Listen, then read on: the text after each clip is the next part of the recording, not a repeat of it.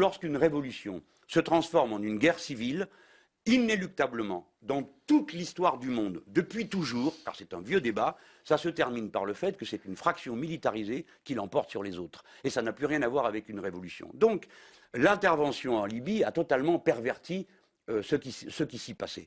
Le fait est après coup que l'on peut aussi se demander, et moi j'étais pour qu'on interdise l'espace aérien, car on ne pouvait pas laisser M. Kadhafi décider comme ça qu'il allait bombarder les villes.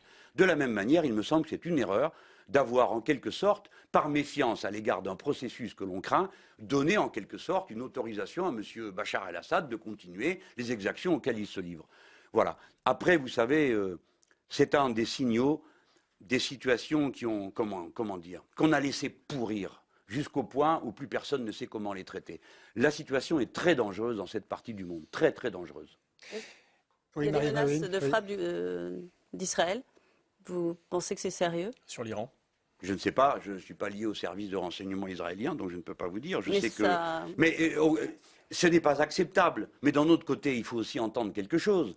Ce qu'a dit M. Ahmadinejad n'est pas acceptable. C'est la première fois qu'on voit un pays, pourtant il y en a des pays qui sont en tension entre eux, et certains armés de l'arme nucléaire, comme c'est le cas pour le Pakistan et l'Inde. Mais à aucun moment le Pakistan ou l'Inde ne se sont armés en disant « j'ai l'intention de détruire mon voisin ».